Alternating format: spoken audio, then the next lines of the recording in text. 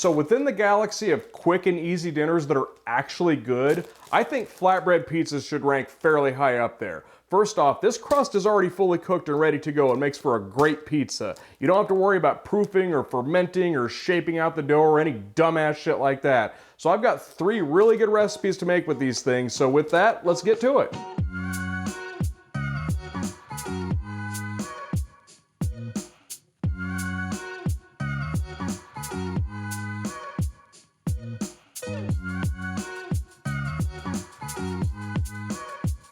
Okay, the first point that I want to make here is probably the most important point of all when it comes to making homemade flatbread pizzas, and that's to preheat the pan first. And what that's going to do is it's going to help the bottom crust crisp and brown up at the same rate that the cheese melts on top. So I've got the oven preheated to 450 degrees right now, so I'm going to put the pan in, and I'm gonna let it heat up for maybe 15 minutes prior to putting a pizza on it. So while this thing is in the oven, let's get one of our pizzas ready.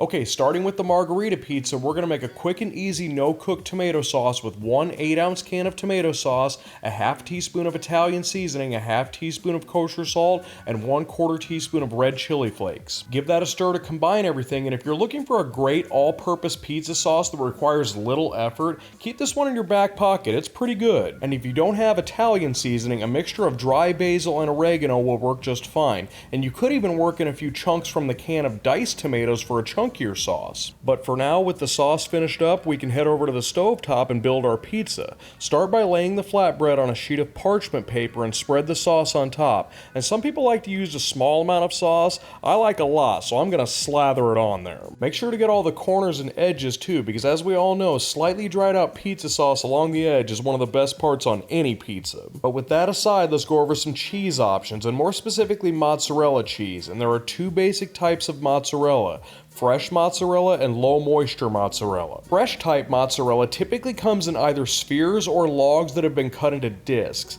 That's not what we're going to be using today. We're going to be using low moisture mozzarella, and preferably whole milk low moisture mozzarella because it melts better. Now, those fancy Italian restaurants that have Pizza Margherita on their menu will usually use the fresh version, but you have to remember that their ovens are often several hundred degrees hotter than your home oven, and this helps to prevent the excess moisture from leaching out into the crust and making it soggy. But honestly, whatever type of mozzarella you have on hand, use it. It's going to be really good regardless. Now, once you've got your pizza all put together, take the sheet tray out of the oven and grab the parchment paper from the long ends and place it onto the tray. And you could, of course, just raw dog the pizza directly onto the tray, and that will make for a crispier pizza, but like other forms of raw dogging, you do run the risk of getting burned. And while the pizza's in the oven, let's get our toppings ready, which in the case of Pizza Margherita, it's going to be basil and tomatoes. So grab one of the larger basil leaves out of the package, roll a few smaller leaves inside of that, and run your knife through it a few times to chop it up. And when it comes to tomatoes, outside of the summer season when ripe garden tomatoes are available locally,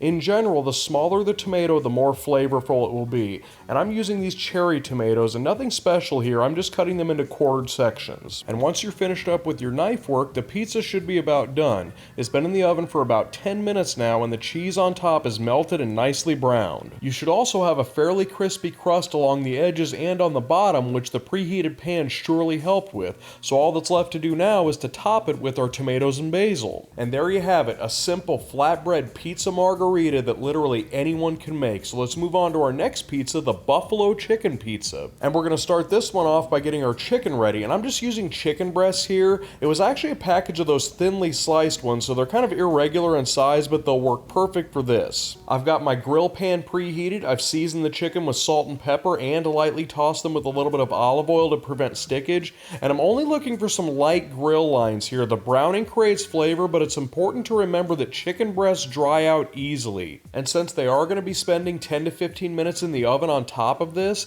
it's important not to go over the top with this step. And I'd say these are looking pretty good here, so I'll transfer them over to a cutting board and give them a rough chop, and irregular sized pieces are fine fine here as well. You don't have to be too precise, just make them bite-sized. And once you're finished up with that, add them to a mixing bowl and toss them with a little bit of buffalo sauce. And I'm going straight out of the bottle here, no extra bells or whistles are needed here. Sometimes a little bit of dried oregano or garlic powder is good here, but that's up to you. And with that, let's head back over to the stovetop to assemble this pizza. And once again, place the flatbread on top of a sheet of parchment paper, and the sauce base here is buffalo sauce, and again, we're going straight out of the bottle here. And often when people are making wings, they melt butter and combine it with what's in the bottle, and while that works great for wings, it doesn't work as well as a sauce base for pizza. So once you've got a good amount of sauce laid down, place a thin scattered layer of cheese down, and I'm using a mixture of mozzarella and Monterey Jack here, and this initial layer is going to help the toppings adhere to the pizza. And speaking of toppings, grab the bowl of our chopped grilled chicken and evenly distribute it across the top of the pizza. And for a little bit of an added kick, I'm also going to top the pizza with a few thinly sliced jalapenos, and this will make the pizza fairly spicy, so you could omit them if that's not really your thing, or you could just use sweet peppers instead, which will add a bit of complexity. Either way, once you get your pizza toppings sorted out, finish the pizza off with the same mozzarella Monterey Jack cheese mixture from a moment ago. Use a bit more this round though, and same as before, grab the preheated pan out of the oven, transfer the pizza onto the tray by way of grabbing the edges of the parchment paper, and this will help to prevent from burning your hands. And this pizza, just like the first one, should take about 15 minutes to bake and for the cheese on top to melt and become lightly brown. And I didn't cut the first one on camera, so I'll demonstrate that with this one. And of course, the easy way is just to cut it into squares, but we're grown-ups now and we have to do shitty things like pay taxes and stuff, so we can be fancy here. We've earned the right to cut this thing into wedges. Just slice it diagonally from one end to the other and repeat this a few times until you reach the other side of the pizza. And to add another level of fanciness, I'll add some thinly sliced green onions as a garnish on top. You could optionally top this thing with blue cheese or ranch dressing, that's up to you. I personally think it's good enough just the way it is. But for now, let's move on to the next pizza. And for this one, I'm going to give a little shout out to the state I grew up in, the great state of Iowa. A big thing in the state of Iowa is the taco pizza, and a few places that are known for that are Happy Joe's, which honestly in my opinion is the GOAT, and Casey's General Store also has a pretty good taco pizza. So to get started with our flatbread taco pizza, place a saute pan or a small sauce pot over medium heat, add a small amount of oil, and I'm using avocado oil, and to that add 6 to 8 ounces of 80/20 ground beef along with a pinch of salt. Use a spatula to kind of break apart the meat a little bit here, and you're only looking to lightly brown it. Going too far with this could be unpleasantly noticeable in the final pizza. Okay, while the ground beef is cooking here, I wanted to quickly point out that if you can somehow get your hands on those little beef chunks that they use at the chain places like Pizza Hut and Domino's, that's actually ideal here because that's what's traditionally used in the Iowa taco pizza. That's what Happy Joe's uses, that's what Casey's uses, and they also don't add any special seasonings to it or anything like that. It's just the regular beef, which is also why I didn't add any seasonings here. I'm trying to keep it as close as I possibly can, and I have seen those in the stores a couple of times, but I wasn't able to find them, when shopping for the ingredients for the recipes today. So if you can get that, that's actually ideal. So I just wanted to throw that out there.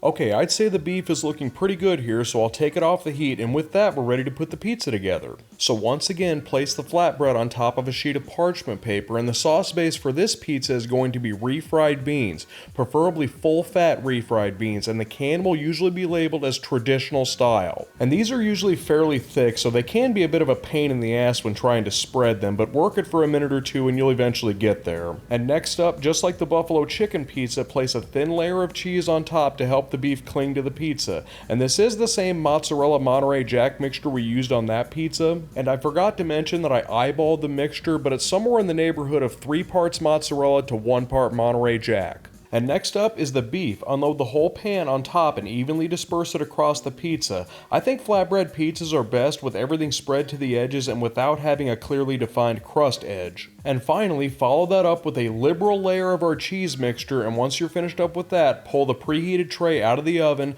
and do the parchment paper transfer thing one more time and load the tray back into the oven. And after 10 to 15 minutes in the oven, you should have a crispy crust with beautifully brown cheese on top. But we're not done with this pizza just yet. The taco pizza gets a whole bunch of more stuff on top. So once again, transfer the pizza over to a cutting board, cut it into squares or into wedges if you really know how to have a good time. And to top this pizza, pizza off, start with a layer of shredded iceberg lettuce, and I'll follow that up with a few tomatoes that I've cut up. And traditionally the cheap Roma tomatoes are the ones that are used on taco pizzas, but I've still got a few of those small fancy cherry tomatoes left from the package, so I'll use those. And the final step of this pizza is to top it off with a ton of the taco flavored Dorito chips. And when I say a ton, I mean a whole goddamn shit ton. It's the best part of the pizza, so don't skimp on these. And if you can't find the taco flavored chips, just use the nacho cheese flavored chips. I believe that's actually what Casey's does. Happy Joe's actually makes their own chips, and the taco flavored Doritos are the closest approximation. But for now, that's all 3 pizzas, and that's the end of the video. So as always, thanks for tuning in, and we'll see you next time.